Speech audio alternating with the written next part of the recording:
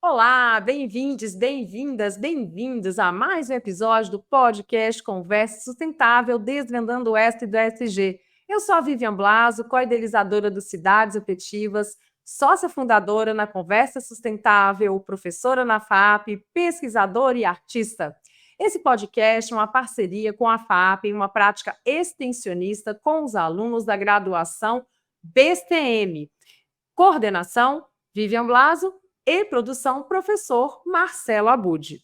Bom, para conversar conosco hoje, nós temos aqui como co-apresentadoras as alunas do curso BCM, Nicole Dengue e Raíssa Evelyn. Chega para a conversa! Bom, neste episódio nós iremos explorar como arquitetura e urbanismo podem transformar as nossas cidades. ESG e práticas no urbanismo, arquitetura hostil versus urbanismo humano, integração entre cidades e o meio ambiente.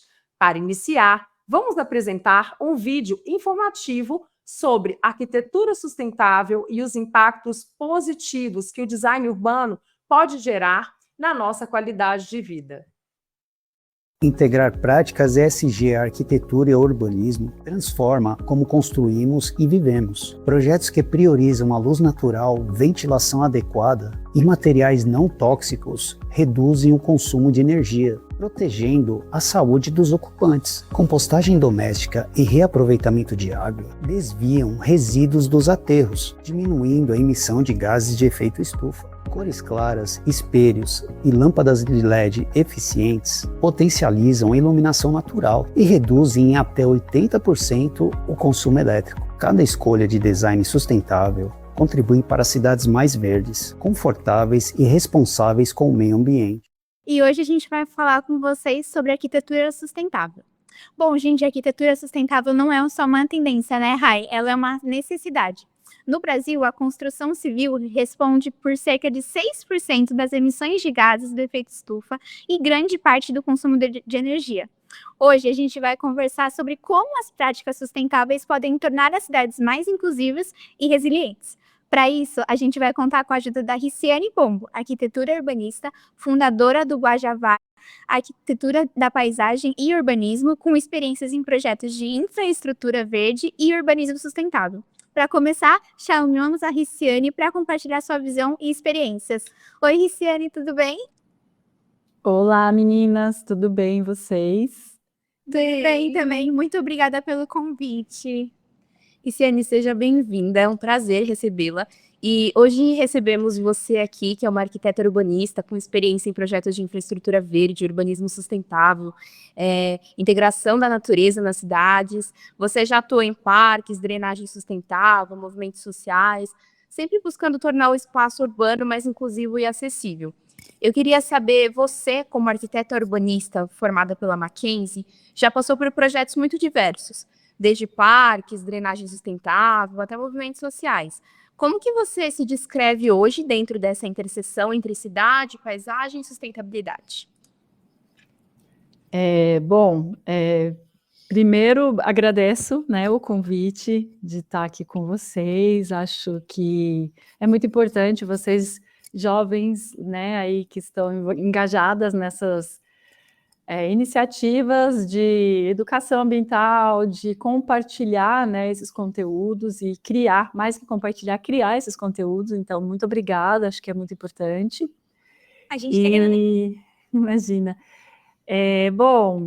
Como vocês já me fizeram uma introdução muito legal, eu sou urbanista, também paisagista de áreas urbanas, né, de áreas públicas principalmente, e isso me trouxe aqui para a criação da Guajava, que a gente é uma empresa de consultoria e projetos que a gente tenta melhorar mesmo aí a qualidade e mudar um pouco, né, a maneira de pensar as cidades, pensando exatamente que a paisagem, ela trabalha, ela pode trabalhar a serviço de um ambiente mais agradável e mais saudável.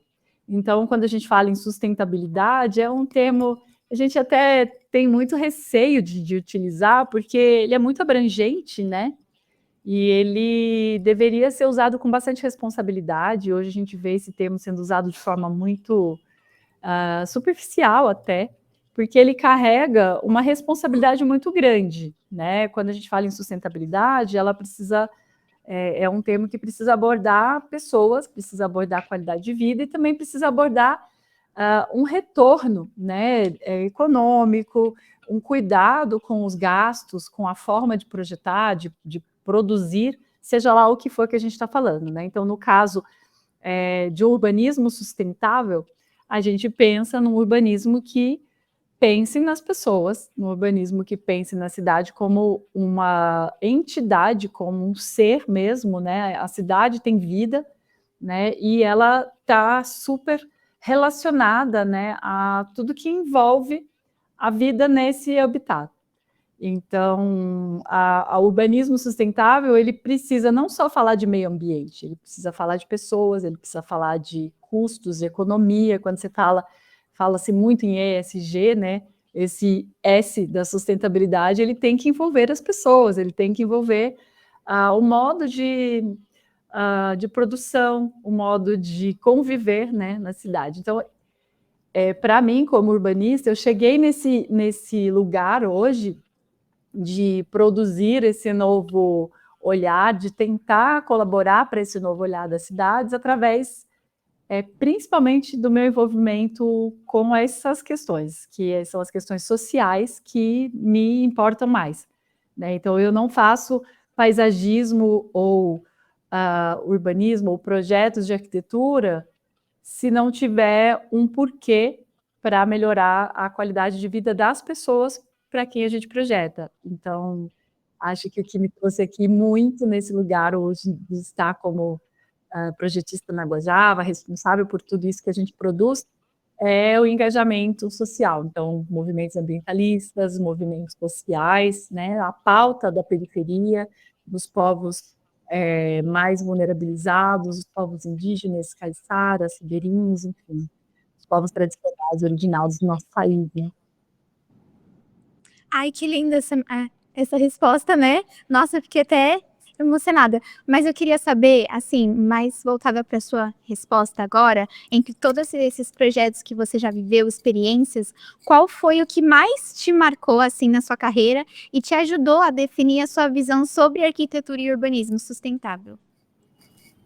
É difícil elencar porque a minha carreira toda é um grande aprendizado, né? Acho que a minha vivência é um grande aprendizado. Acabei de vir, inclusive, da Secretaria de Obras de São Paulo, de uma reunião sobre drenagem de um território urbano, de uma área urbana, e passamos por vários projetos. Nós fizemos projetos de soluções sustentáveis de drenagem para várias áreas da cidade de São Paulo, né? Os cadernos de drenagem. E uma área muito importante que me ensina muito ainda, que eu venho trabalhando constantemente, é o Jardim Pantanal, que é uma região extremamente vulnerabilizada, com várias questões sociais, ambientais, inclusive de risco, né, aí de riscos que envolvem não somente inundações, mas também questões de saúde pública, né? E é um território que me inspira muito, que me ensina muito, né, pela vivência. E outro trabalho mais, assim, que é bem voltado a essa questão social, a gente trabalhou no desenvolvimento de um programa nacional de SBN para periferias, junto ao Ministério das Cidades, dentro da Secretaria Nacional de Periferias, que é uma secretaria extremamente importante e inovadora, que foi criada recentemente, né? E eu aprendi muito, porque nos fez pensar várias pautas, né? Como trazer soluções baseadas na natureza para periferias, sabendo não somente da questão social e econômica, mas também da questão limitante de território, né? De pouca área para plantio de árvores, por exemplo. Então, até hoje a gente estuda e se debruça sobre esse tema, e acho que foi uma experiência que me ensinou e me inspira muito ainda. E falando em sustentabilidade, impacto, né? Você trouxe bastante essas coisas de movimentos sociais. Eu queria trazer essa ideia central de como integrar práticas ambientais no urbanismo pode transformar a forma como a gente vive mesmo. E, na sua opinião, quais escolhas de design você considera mais urgentes para melhorar a qualidade de vida nas cidades hoje? É complexo, são muitas questões, né? Eu não acredito que uma única solução, uma única resposta vai trazer benefícios sozinho. Então, acho que o mais importante é a gente pensar na integração, né? Integração de território, pensar num recorte amplo e de soluções conectadas, soluções interconectadas, né, entre si e espalhadas. Eu trabalho muito no recorte da bacia hidrográfica, mesmo quando são projetos locais em escala menor. A gente sempre analisa a bacia hidrográfica para saber o impacto que aquele projeto pode ter e como que esse projeto vai ter eficácia dentro daquele recorte, mesmo sendo um recorte menor, né?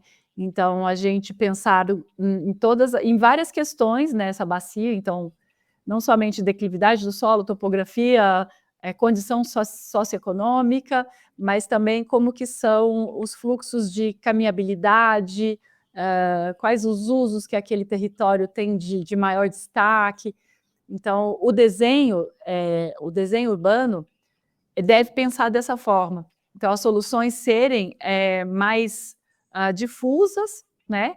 Repetitivas, redundantes, que se complementem. Então, é uma forma de projetar a partir de um ponto de vista diferenciado, né? Então, em geral, a gente tem um processo de criação de projetos e de desenvolvimento, sejam eles de engenharia, de arquitetura, né? Enfim, geralmente são projetos muito focais, né? Geralmente a gente não tem uma prática aí histórica de projeto que aborde dessa forma mais difusa, mais, ao mesmo tempo, interrelacionada com outras disciplinas, com outros pontos de vista. Então, eu acho que o desenho da paisagem, o desenho do espaço, ele precisa mudar, né? Assim, acho que a abordagem deve mudar para começar a pensar dessa forma mais sistêmica, então, interdisciplinar, enfim, desse ponto de vista. Nossa, que legal, eu tô aprendendo muito com essa conversa, né? Assim, pra gente que é leiga nesse assunto, a gente vê que projetos que priorizam mais luz natural, ventilação adequada, materiais não tóxicos, são apontados como essenciais, né, para construir uma arquitetura sustentável. Eu queria saber de você, quais dessas soluções você já percebe que estão em maior expansão aqui no Brasil e quais você ainda acha que enfrentam mais resistência? Bom, soluções baseadas na natureza, em geral, você está falando? Ou Isso. Tá. Olha, eu tenho uma abordagem relacionada a soluções baseadas na natureza um pouco diferente do que a maioria das pessoas costuma pensar ou difundir. Eu tenho abordado essa questão como uma questão mais ampla e menos tradicional, como a engenharia. Por exemplo, quando a gente fala de soluções baseadas na natureza, a maioria das pessoas pensa logo nos dispositivos, jardins de chuva, terraços de chuva, ou canteiros pluviais, ou biovaletas, que são os mais comuns, né? Principalmente jardins de chuva e biovaletas, que são super comuns. Mas, para mim, as soluções baseadas na natureza, elas deveriam trazer uma abordagem mais livre, mais criativa e mais adaptada ao território. Como assim? Só para entrar um pouquinho mais no detalhe. Um jardim de chuva, ele não vai ser o mesmo modelo de jardim de chuva em qualquer local.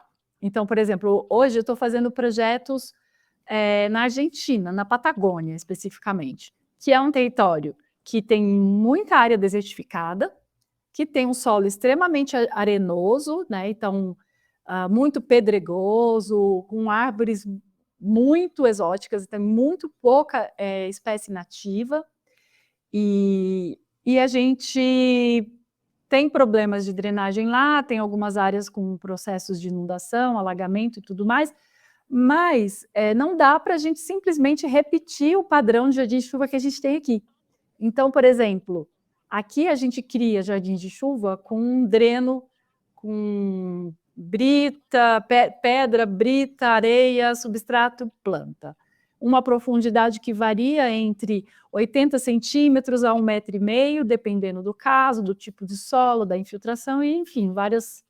Mas geralmente são padronizados aqui, né? E eles têm sido repetidos de uma forma padronizada aqui, mesmo no Brasil eu já acho errado. Então, porque também temos vários biomas diferentes. Então, tem várias questões. E aí, lá na Patagônia, a gente não teria que, por exemplo, eu não colocaria um filtro de pedra, brita, areia e terra. Por quê? Porque o solo lá já não é tão compactado, né? Ele tem uma característica diferente. Então, por exemplo, eu propus um projeto de jardim de chuva lá sem a camada de brita, né? Acho que não fazia sentido colocar as britas, porque até o próprio solo já é drenante o suficiente. Então, tem várias coisas que têm que ser adaptadas. Então, a teoria de soluções baseadas na natureza, ela não tem que ser como a teoria de um dispositivo que a gente planeja na arquitetura tradicional ou na engenharia. Então, eu acho que esse olhar das soluções baseadas na natureza, ele tem que estar mais territorializado. Então, eu acho que não tem uma solução que seja melhor do que a outra, tem que variar, tem que ser escolhida de acordo com as análises do território. Então, primeiro, inclusive a gente está criando uma série de diretrizes, né, parâmetros mínimos para a gente aplicar alguma solução. E essa solução, ela pode ser uma solução diferente com a mesma função do jardim de chuva, por exemplo, e não ser chamada jardim de chuva. Nem necessariamente ter um nome, mas que cumpra essa função. Não sei se ficou claro, mas eu quero dizer que é difícil elencar uma solução que seja favorecida. Então, é um pouco essa verdade.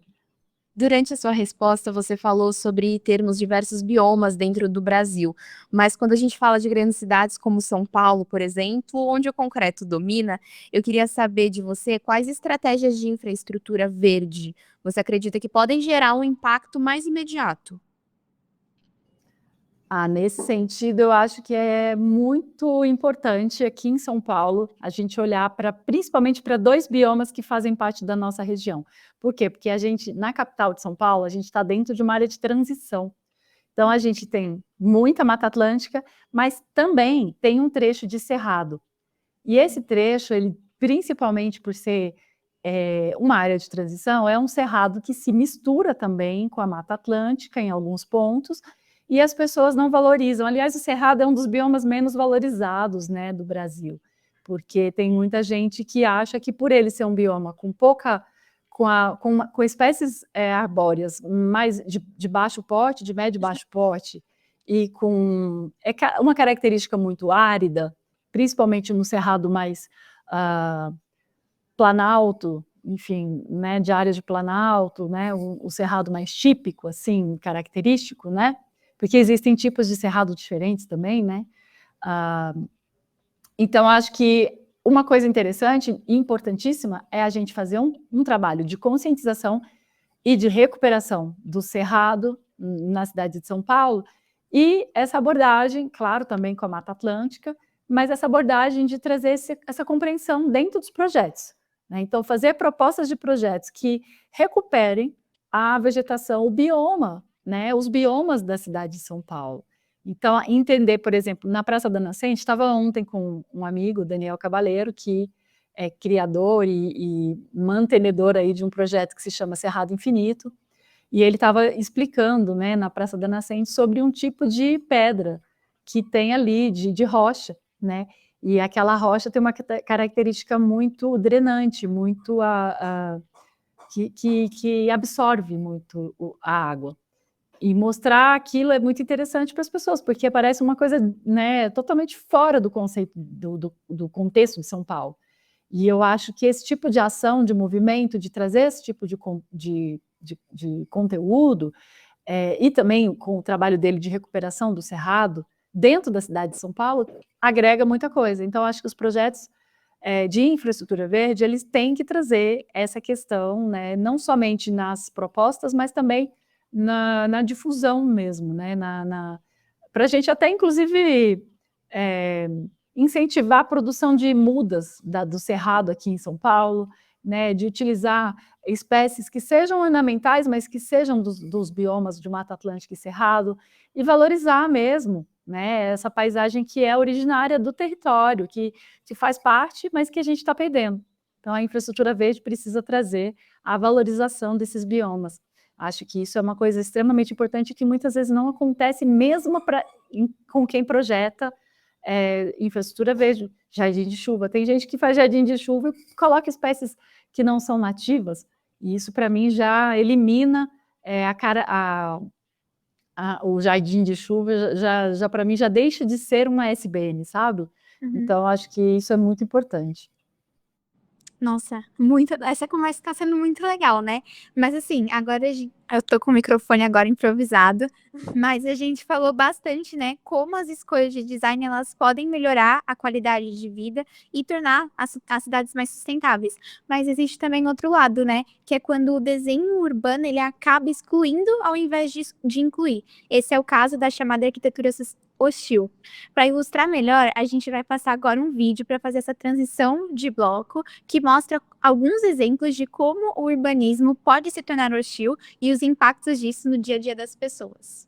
A arquitetura hostil utiliza barreiras físicas para afastar as pessoas, como bancos com divisórias e pedras sobre viadutos. Essas soluções não resolvem problemas sociais e tornam os espaços urbanos menos inclusivos. O urbanismo humano, por outro lado, cria ambientes abertos, acessíveis e seguros, com praças, bancos e ciclovias. Além de seguir princípios sociais do ESG, essas práticas promovem convivência, segurança e sustentabilidade. Projetar cidades para todos significa pensar em pessoas, qualidade de vida e respeito ao meio ambiente.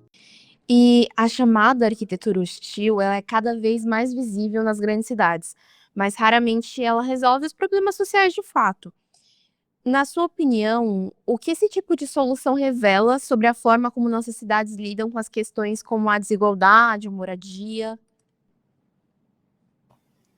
O próprio nome já diz, né? Com hostilidade, né?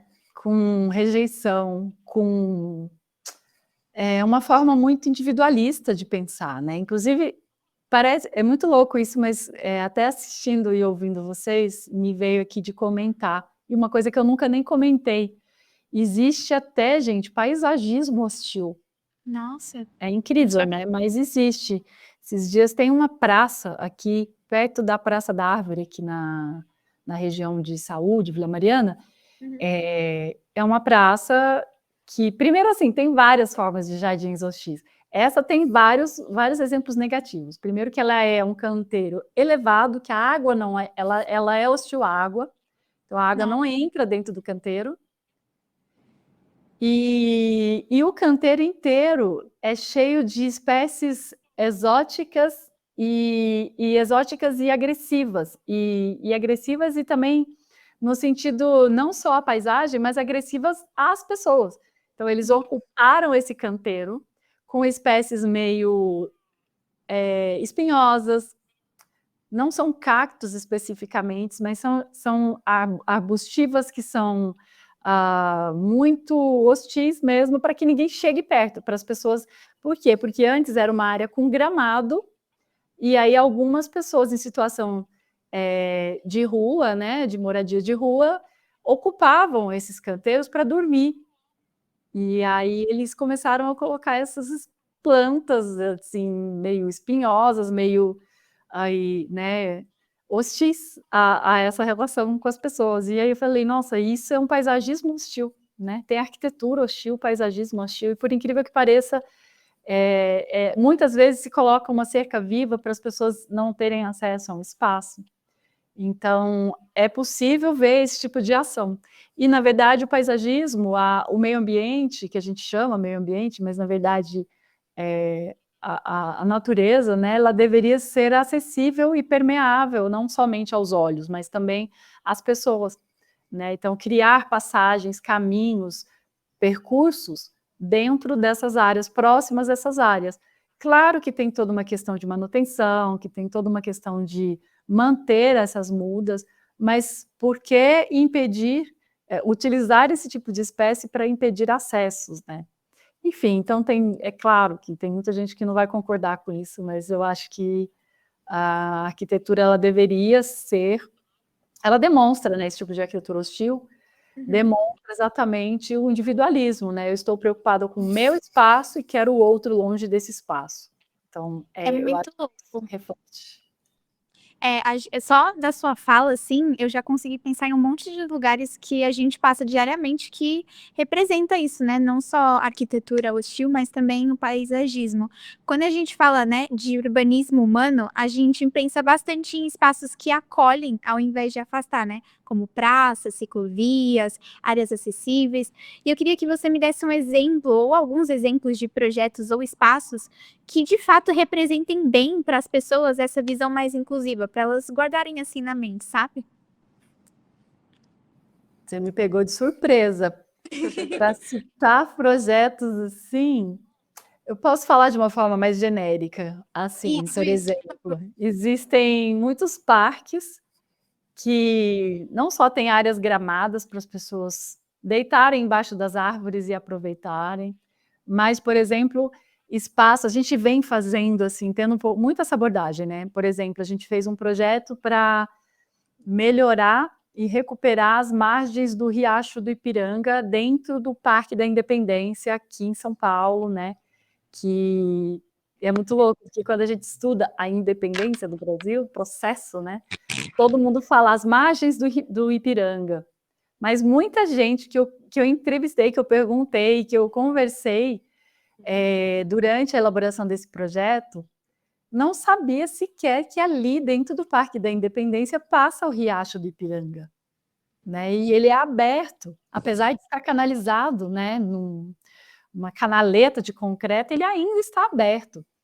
E a nossa ideia foi, e por que não se percebe? Porque tem duas passarelas que cruzam esse riacho, mas as margens, apesar de serem gramadas, são taludes muito íngremes que não permite com que as pessoas fiquem ali, não tem uma proximidade com esse riacho. Então, para mim, ele não é acessível, a paisagem do riacho não é acessível, as pessoas não chegam lá. E a nossa ideia era fazer terraceamento nesse talude para que ele fosse mais plano, que tivessem áreas de acesso e caminhos que pudessem permitir a caminhabilidade mesmo, a passagem das pessoas e permanência, com alguns decks, alguns espaços de permanência, que a gente pudesse contemplar o riacho, né? E a nossa ideia inicial, inclusive, era quebrar o concreto, né? E recuperar, porque existe espaço para as margens. Não é um trecho que você necessitaria ter uma parede de concreto, né? Duas, no caso. Mas, infelizmente, esse projeto não foi implementado, infelizmente, teve toda uma abordagem do patrimônio por causa das margens, enfim, do paisagismo estilo francês ali daquela região, e muitos impedimentos até para a gente recuperar as margens naturais do nosso riacho do Ipiranga. Então, infelizmente, não foi implantado. Hoje mesmo comentei sobre esse projeto lá na CIUB, né? Nossa, que pena não foi, né? Mas eu acho que tem vários projetos que são acessíveis, né? Assim, áreas de paisagem, né? E por isso são inclusivos, né? Eu acho que é um pouco isso, assim, são esses exemplos. Assim, citar especificamente projetos assim é um pouco complicado, porque aí eu teria que trazer os autores dos projetos, enfim, eu acho meio complicado e eu não pré-selecionei aqui. Fica tranquila. Bom, aqui durante a nossa conversa você falou sobre essa intencionalidade de individualizar o uso do espaço, né, com arquitetura hostil. Nos seus trabalhos com parques, infraestrutura verde, como que você busca garantir que esses espaços sejam ao contrário disso, que eles não sejam só sustentáveis, mas que eles também estejam abertos, convidativos para diferentes públicos?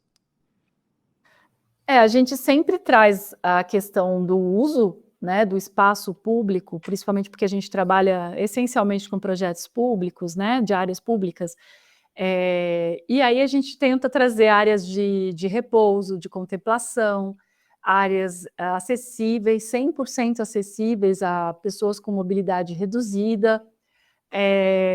Sempre pensamos em decks, áreas permeáveis, combinadas, né, e sempre que possível conectadas com áreas hídricas, né, então rios, lagos, a água é um elemento muito forte no nos nossos projetos, né, assim, é uma característica da Guajava. A gente trabalhou muitos anos com drenagem, trabalhamos ainda bastante com drenagem, então a importância dos rios, né, dos riachos, dos lagos, das áreas hídricas da cidade, porque eu acho que eles são elementos essenciais. A água é um elemento essencial para a vida, né? E ela sempre tem que estar conectada com áreas verdes, né? Acho que é impossível ter água sem ter verde, ter verde sem ter água. Então a gente sempre traz de maneira lúdica, de maneira acessível, e também pensando na abordagem da educação, né, ambiental. E educação ambiental para além da educação de capacitação, de curso, mas assim, mais no sentido da afetividade, que é um pouco o que a Vivian sempre traz, né? Da cidade ser afetiva, das paisagens serem afetivas, das pessoas recuperarem a afetividade, né, que é ancestral em relação ao meio ecossistêmico, né? Da paisagem, do meio onde a gente habita e do meio onde a gente também tira a nossa vida, né? Da gente se mantém, né? E, enfim, essa troca, né? Que as pessoas chamam, não gosto nada desse termo, mas que a gente fala muito de serviços ecossistêmicos, né? Que as pessoas têm essa relação de utilizar a natureza para o próprio sustento, né? Enfim, então eu acho que um pouco isso também. Uhum. Nossa, eu acho muito bonitinho o nome do podcast Cidades Afetivas. Existe uma discussão que é muito forte sobre o direito à cidade, né? E na prática eu queria saber de que maneira as escolhas arquitetônicas elas podem reforçar ou ao contrário disso, né? Derrubar as barreiras sociais e culturais dentro do nosso espaço urbano. A arquitetura, a paisagem, os projetos urbanísticos, eles têm um papel fundamental, porque são eles que vão determinar os usos e a forma como a gente se relaciona. Então, por exemplo, quando a gente fala isso tem um exemplo muito prático, assim. Muitas vezes tem caminhos de áreas públicas, áreas verdes, canteiros, que determinam um caminhar. Então, por exemplo, tem uma calçada cheia de curva, mas na prática as pessoas pegam uma linha reta e vão embora. Então, o desenho pode ser muito bonito, mas ele está sendo acessível? Ele está trazendo a função de atravessar ali de um lado para o outro? O que aquele espaço tem de função mais importante? O que as pessoas que frequentam esse lugar precisam? Ou faz mais sentido para elas, né?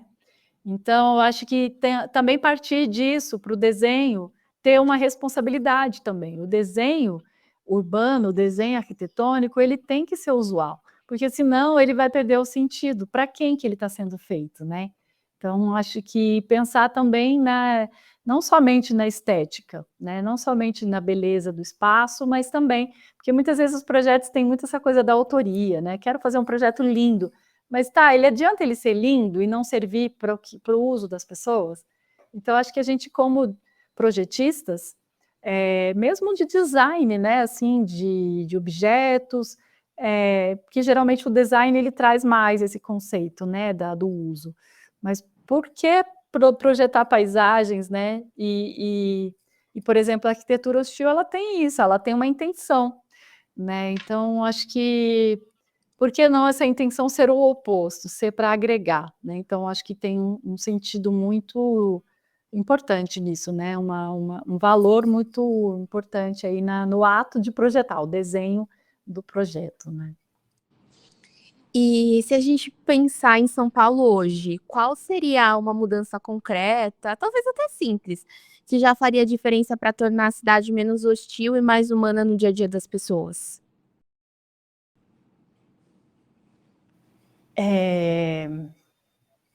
Eu acho que um exemplo é pensar espaços livres mais espalhados e, claro, vamos pensar agora assim, na periferia, né? Tem áreas livres, mas são muito mais... é muito complexo, né? São muito mais raras, né? É muito mais difícil, porque o território, a terra tem valor econômico, e aí parte muito disso, né? Se a pessoa tem pouco espaço de moradia, como que ela vai ter ali um espaço livre que não seja ocupado, né? Então, acho que pensar um pouco de como a gente pode, mesmo com pouco espaço, trazer qualidade de vida para o espaço. Então, incentivar o uso de áreas verdes, incentivar plantio, mesmo que em vasos, sabe? Porque primeiro que envolve toda uma questão da pessoa cuidar daquele vaso, da pessoa ter uma planta nativa dentro daquele vaso. O que aquela planta pode trazer de benefício? Então, por exemplo, eu tenho na minha porta aqui, que é uma calçadinha super estreita, um vaso com uma jabuticabeira. Por mais que eu não consuma aquelas jabuticabas, os passarinhos sempre vêm ali naquela jabuticabeira. Então, ela é um atrativo de polinizadores. Eu tenho borboletas na minha calçada, então vira e mexe tem um casulo. Eu tenho, juro, gente, é um canteirinho assim que tem uma calçadinha de 3 metros, que é a fachada da casa, 3, 4 metros, e na verdade nem pega tudo, deve ser 2,5 metros, porque não pega a fachada toda, e uma calçadinha de 60 centímetros, assim. E esses pequenos vasos com plantas nativas, plantas da nossa, às vezes nem nativa, mas que não são também invasoras, e que atraem polinizadores do nosso bioma, podem trazer um super benefício.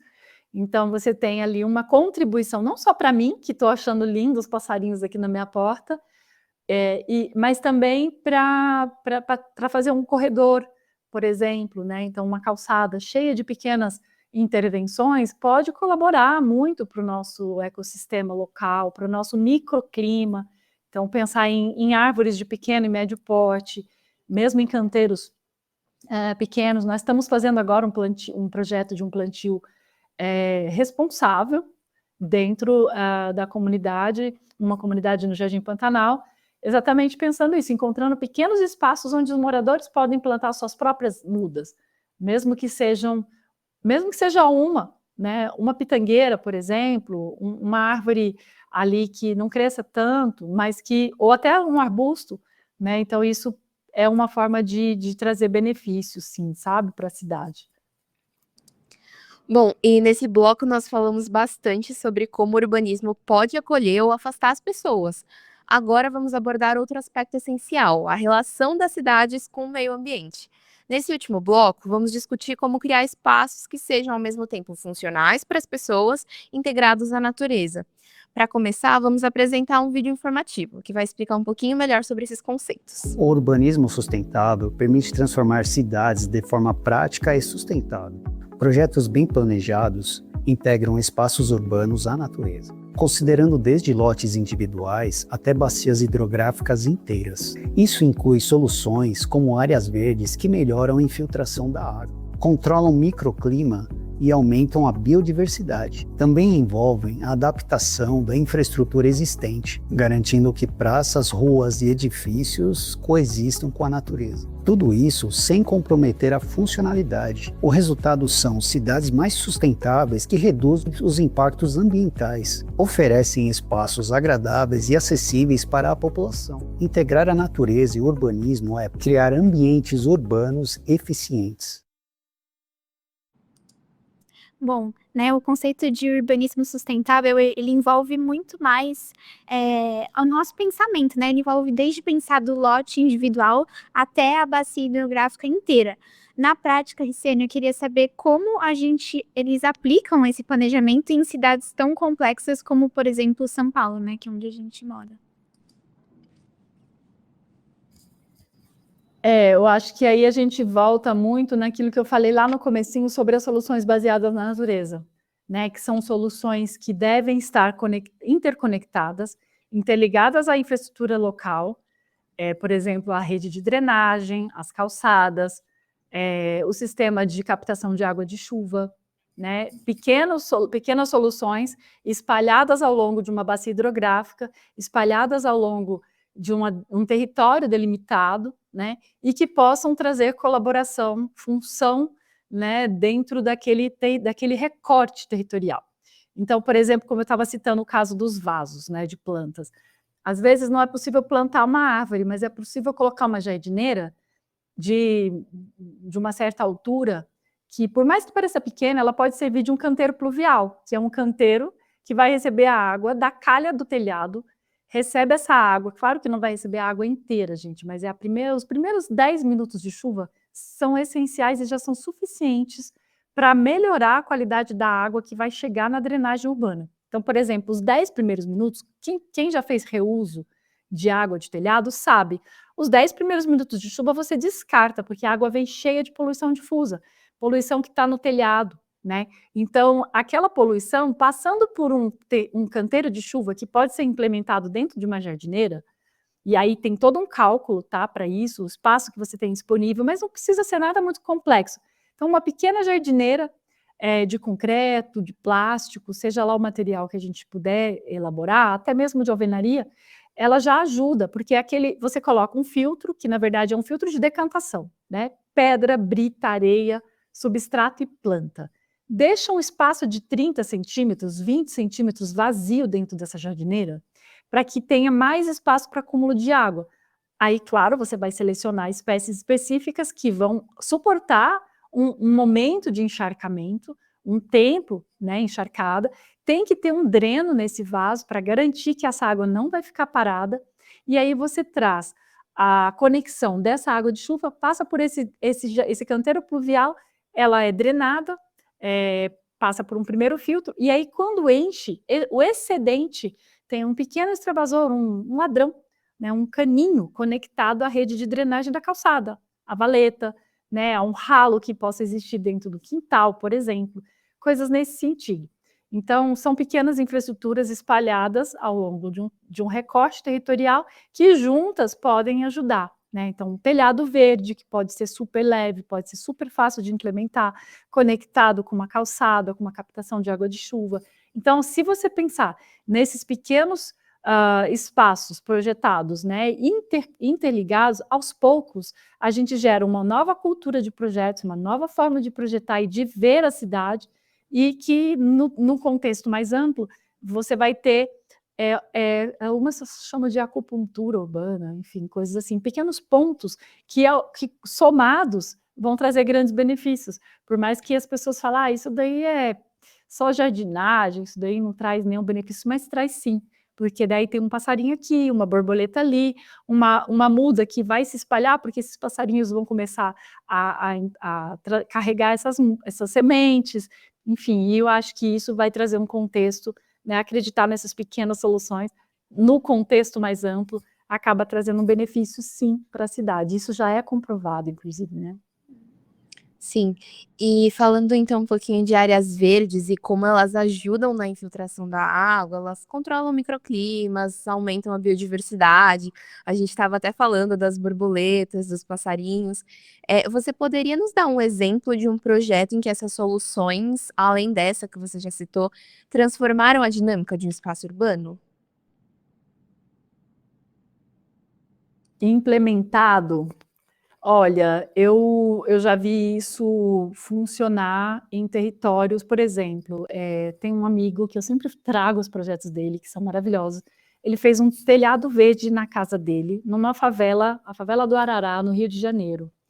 E esse telhado ficou tão famoso que tem até pesquisador francês, uma pesquisadora francesa que foi lá só para entrevistá-lo, para entender, mediram a temperatura, e dentro da casa dele a temperatura é 15 graus abaixo do que a temperatura do vizinho numa época de verão.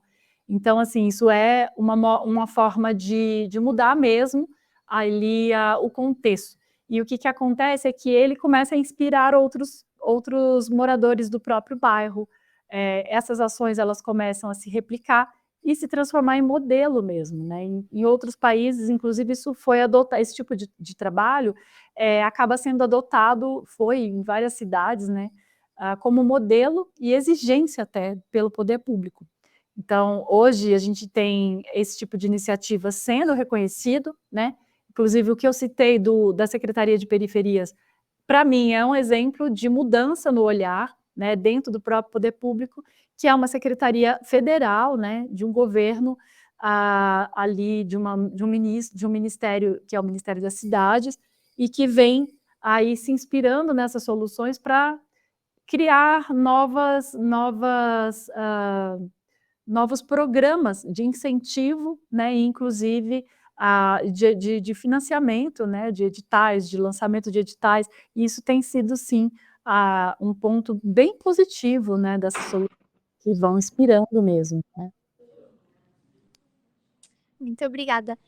Muitas vezes a infraestrutura já está consolidada, né? E o desafio é adaptar o que já existe. Eu queria saber se, na sua opinião e nas suas experiências, quais são as estratégias mais eficazes para reconciliar o urbano com a natureza, mas sem perder a funcionalidade da cidade? Essa é a abordagem das soluções baseadas na natureza, porque elas foram criadas como uma terminologia que foi criada exatamente para trazer solução para espaços urbanos no começo, que hoje a gente fala de soluções baseadas na natureza em áreas rurais também, tá? Então, por isso que eu estou trazendo isso. Mas quando desenvolveram essa tecnologia, exatamente porque foi exatamente para isso, para adaptar cenários já construídos, consolidados, né, através dessas soluções. Então, trazer o meio ambiente para melhorar, então, usar essas tecnologias da natureza como forma de solucionar problemas criados pelo ser humano no processo de urbanização, ou seja, em áreas consolidadas. Então, esse é um exemplo muito importante, né, e que reflete soluções possíveis. Então, quando você tem muitos alagamentos espalhados dentro de um bairro, você pode substituir canteiros normais por exemplo, canteiros pluviais, jardins de chuva, biovaletas, que vão reduzir a necessidade de grandes infraestruturas. Então, elas são integradas, né, às áreas consolidadas. Claro que tem uma questão territorial, e nem sempre você vai conseguir colocar um jardim, mas, assim, sempre que possível, você consegue encontrar espaços para esse tipo de solução. E o nosso país, ele tem um patrimônio natural enorme, né, mas as cidades muitas vezes viram as costas para os rios, parques, áreas de biodiversidade. O que seria necessário para reverter essa lógica, esse pensamento de afastamento? Olha, quando a gente começou a tamponar os rios e a excluir os rios da nossa paisagem, foi muito por conta da questão da poluição.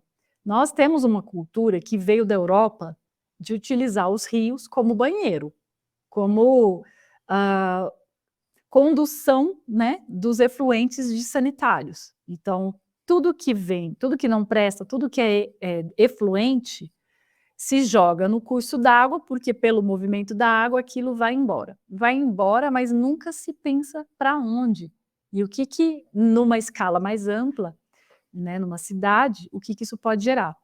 E aí, quando você tem, por exemplo, uma pessoa morando numa situação de favela, e não tem, porque a companhia de saneamento básico se recusa a implementar sistema de saneamento naquela favela, né, sob o argumento de que se há um território invadido, ocupado, e que não deveriam estar ali, eles não têm direito a saneamento, então eles se recusam a implementar, as pessoas acabam jogando os seus esgotos onde dá, ou seja, nos rios, ou na própria valeta, ou na própria sarjeta da rua, né. Então, é um problema de saúde pública, mas é um problema de política pública, né. Então, a maior solução que a gente pode ter, a melhor solução que a gente pode ter para reduzir esse receio dos rios estarem poluídos, é investir em habitações e saneamento básico. Então, se todo mundo tiver direito a uma habitação digna e ao saneamento básico, a gente não vai precisar jogar o esgoto no rio. Então, essa lógica está muito atrelada à questão social, está muito atrelada a um costume que veio da Europa, de se jogar o esgoto no rio, e aliás tem vários países que ainda fazem isso, na Europa inclusive, tá?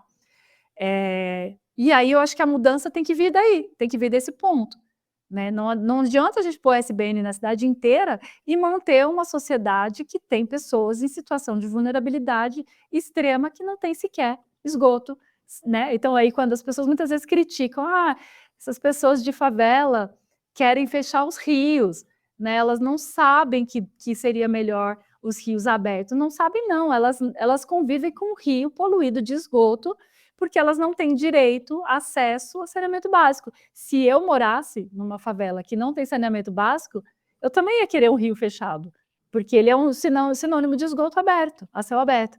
Então, o problema é muito mais social, muito mais de política pública, do que de projeto, né? Então, não é projetar só, tem que ter realmente iniciativa pública em torno do saneamento básico e da moradia digna para as pessoas. Exatamente isso, né? Quando a gente fala em qualidade de vida, eu acho que a integração entre a cidade e a natureza, ela é quase intuitiva, né? Mas eu queria saber de você, o que você destacaria como os principais benefícios diretos que a população sente quando esse equilíbrio é bem feito, principalmente na questão sustentável, né, e de arquitetura. Literalmente a saúde pública melhora quando você tem um clima mais agradável, né? Não sei se vocês já pararam para pensar nisso, mas eu imagino que sim. Se está muito calor, é só ver aquelas fotos que às vezes aparecem na internet, né? Tá muito calor e a pessoa precisa pegar um ônibus. O ponto de ônibus é de concreto ou às vezes até de cobertura de vidro. E aí, o que as pessoas fazem? Às vezes tem a 50 metros, a 30 metros, tem uma árvore. Fica todo mundo embaixo da árvore. É óbvio, porque é muito mais agradável, é muito mais... Embaixo de uma árvore é muito mais fresco, não é só pela sombra, porque aí se fosse assim, era só usar a sombra dos prédios, mas não é só pela sombra, é pela sombra também, mas é também pela sensação, pelo frescor que uma árvore te traz, porque ela tem evapotranspiração, porque ela tem todo um fluxo, um ciclo, né, que nos traz o benefício daquelas folhas. Então, isso é um exemplo mínimo, meio óbvio até. Então, a saúde melhora, né, quando você vem de um lugar onde tem pouca vegetação, pouca umidade, a sua saúde começa... Eu mesma voltei de uma região desértica com problema de sinusite muito forte, e senti na pele quando voltei para São Paulo e começou a chover, né? Então, tudo isso impacta a nossa saúde, né? E aí, quando o ar, além de seco, é poluído, né, aí piora muito mais. Então, né, tem toda essa questão. Isso só falando da qualidade do ar e da temperatura. Imagina na água, imagina... Enfim, também tem uma questão do bem-estar, né, que é comprovado também. Tem vários estudos da saúde pública mesmo que demonstram que uma pessoa que vive numa área verde, numa área ambientalmente mais saudável, ela tem menor índice de ansiedade, ela dorme melhor, ela tem menos problemas de dores crônicas. Então, tem várias formas da gente comprovar isso. Sim, nossa, foi uma conversa incrível, né? Porque a gente sempre fala que a natureza está presente, o nosso país ele foi feito a partir da natureza, e isso deveria estar mais conectado com a gente só vai vivendo a vida e acaba não percebendo isso. Foi uma entrevista muito edificante, e para a gente fechar assim com chave de ouro, eu queria que, se você pudesse resumir em uma frase, qual seria a mensagem que você gostaria de deixar para quem sonha, trabalha por cidades mais humanas e sustentáveis? Eu acho que é buscar os conhecimentos ancestrais. Não gosto... Tem uma amiga minha que é indígena, ela até fala: Rita, eu nem gosto dessa palavra, desse termo. Conhecimentos ancestrais, saberes ancestrais. Na verdade, são saberes ancestrais, mas parece que quando a gente fala assim, remete a uma coisa de muito passado, né? Assim, de pessoas que já morreram, ancestrais e tal. Mas, na verdade, é isso, assim, conhecimentos primordiais, que nós nos afastamos, que é entender principalmente que a natureza não está separada do ser humano. Não existe o ser humano e a natureza, ou a relação do ser humano com a natureza. Nós somos a natureza. todos os povos indígenas falam isso, e eu estou trazendo isso porque eu aprendo com os povos indígenas há muitos anos, venho trabalhando, né, com eles, aprendendo com eles, e eu acho que o melhor recado é o jargão, o clichê que todo mundo repete, mas que não tem como não repetir, gente, que é isso, o futuro é ancestral, né? Tem que olhar para trás, não é para trás, tipo, de um passado, não, é para dentro de si, talvez, né? Se reconectar com o nosso meio, né? Nós somos a natureza. E a gente precisa resgatar isso, né? E não tem como se a gente não ouvir os povos tradicionais. E eu não estou falando só de povos indígenas, tá? Porque às vezes parece, mas tem que ir lá na aldeia, no território, no povo. Não. Por exemplo, eu tento resgatar muito isso da minha família, que é da roça, de como que eles viviam, né? Ou da família do meu pai, que é do sertão da Caatinga, enfim, então tentar ouvir os nossos mais velhos, tentar ouvir as histórias, talvez ler textos, livros, voltar a ler livros, as pessoas não leem mais livros, né? Então, buscar os conhecimentos que a gente vem perdendo. Eu acho que isso é um recado que eu tento trazer para minha filha, trazer para as pessoas mais jovens, para quem eu tenho assim, a possibilidade, né, de falar e, enfim, de transmitir um pouco do que a gente, né, vem aprendendo também, e é um aprendizado para o resto da vida, né? Então, acho que é esse o recado mais importante. Ai, gente, eu amei esse episódio. Eu tô muito triste de dizer que a gente chegou ao fim. E hoje a gente falou mais sobre arquitetura sustentável, urbanismo que acolhe e a importância de trazer a natureza para nossas cidades. Eu queria muito te agradecer, Ciane, por dividir essas experiências e mostrar como é possível tornar as cidades mais humanas e verdes. Muito obrigada por ensinar tudo isso pra gente. E para você que nos ouviu, a ideia é pensar em como cada cantinho da nossa cidade pode ser melhor para todo mundo. Muito obrigada, Riciane. Muito obrigada a vocês, parabéns pelo trabalho, parabéns pelos estudos, pelo aprofundamento, e obrigada pelo espaço, e que vocês possam também inspirar muitas pessoas. É uma honra poder falar aqui com vocês, ter esse espaço aqui de compartilhar um pouquinho do que a gente aprendeu. E agradecer de coração a Vivian Blaso, maravilhosa, que tem também inspirado muita gente, né, e muitas pessoas jovens. Então, uma pessoa que merece toda aí nossa gratidão. Obrigada e tudo de bom para todo mundo que nos ouviu também.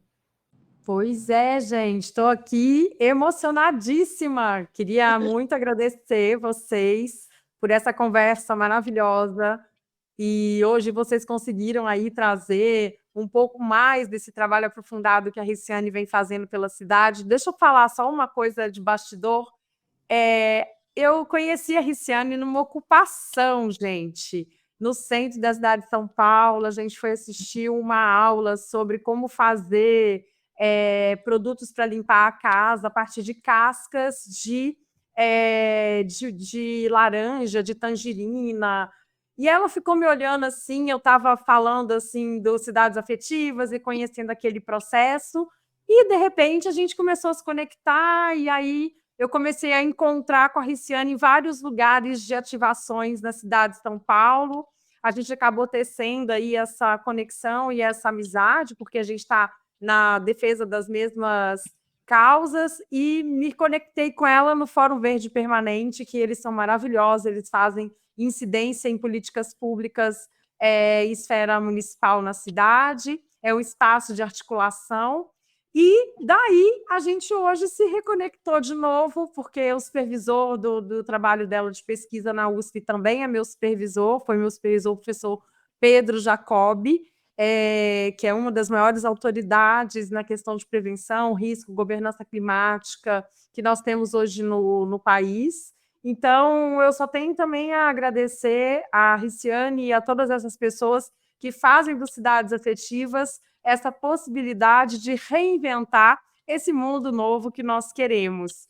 Bom, nós do Conversa Sustentável temos como causa Cidades Afetivas, um observatório de práticas sustentáveis e regenerativas. O nosso propósito é inspirar pessoas, organizações a redesenharem suas comunidades de forma colaborativa, tornando-as mais generosas e regenerativas. Nós temos o nosso e-book gratuito que vocês podem estar se cadastrando para receber. O nosso podcast Conversa Sustentável, ele está disponível nas melhores plataformas de áudio no YouTube, YouTube Music e Spotify. E se você gostou dessa conversa, continuem dialogando nas redes do Cidades Afetivas no LinkedIn, no Instagram e nas demais redes sociais. Não esqueça de dar o seu joinha e até a próxima, pessoal. Tchau!